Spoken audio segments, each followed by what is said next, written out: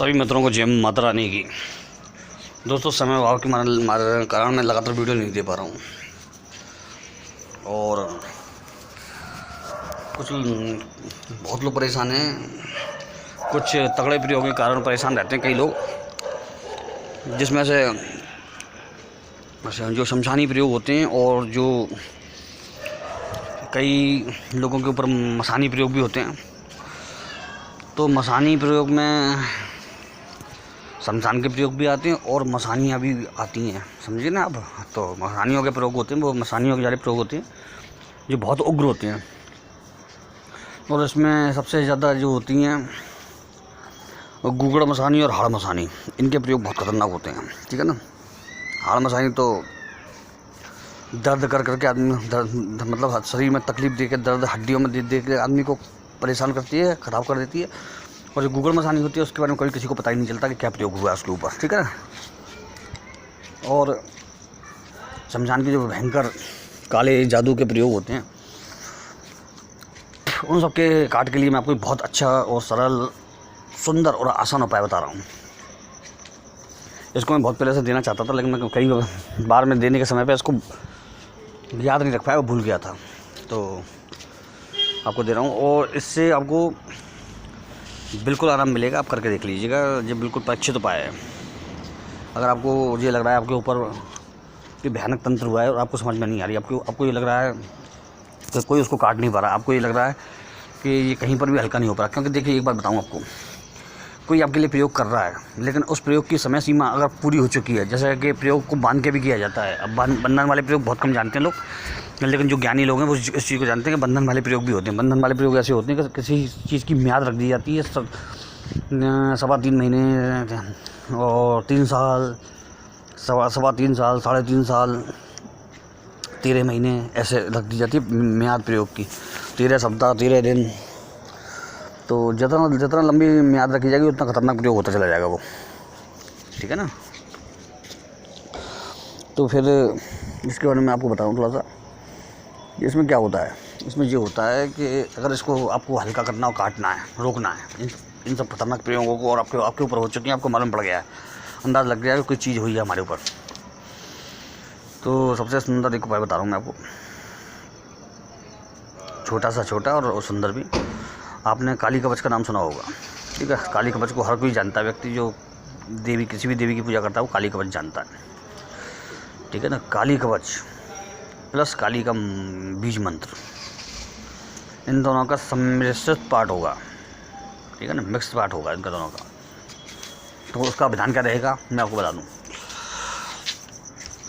पहले आपको जो पाठ करना है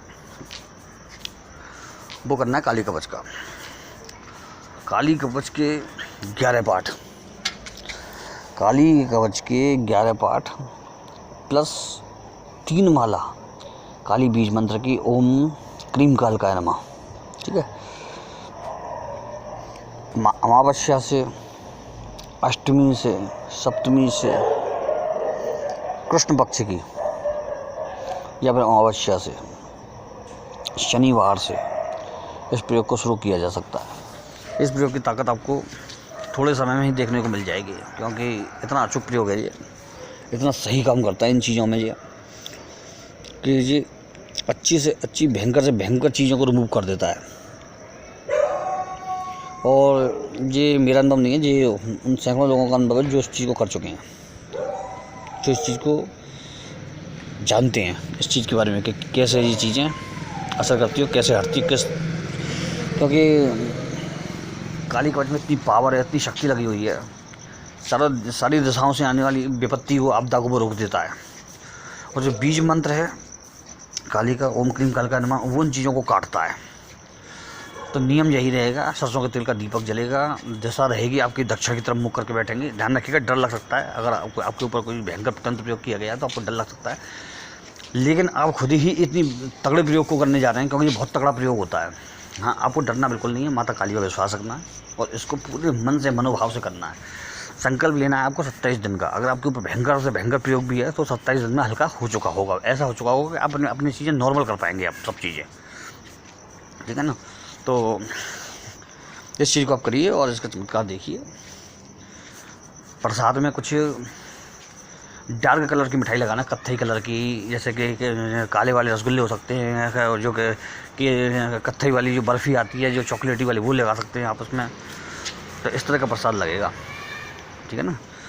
और इसको करने के बाद आप मुझे बताइए कि आपको कितना राहत मिलती है इससे। तो फिर राहत तो अवश्य मिलेगी, पक्की बात है, राहत तो आपको अवश्य मिलेगी और बहुत जल्दी मिलेगी। प्रयोग का टाइम वही रखना, आप जो मैं बताऊँ 27 दिन रखना कम से कम। 27 दिन नहीं रखेंगे तो फिर कम से कम और भी कम करेंगे तो उसको 18 दिन करना पड़ेगा आपको, या फिर 18 दिन का कर लेना आप। तो आप इसे करें और करके इसकी शक्ति देखें, और जो भी भयंकर से भयंकर आपके ऊपर प्रयोग किए गए उसमें हटाने में सफलता प्राप्त करें। अपने गुरु से आज्ञा ले लें, जो भी आपके गुरु वगैरह हैं उनसे आज्ञा ले लें, और आज्ञा लेने के बाद इस प्रयोग को करें।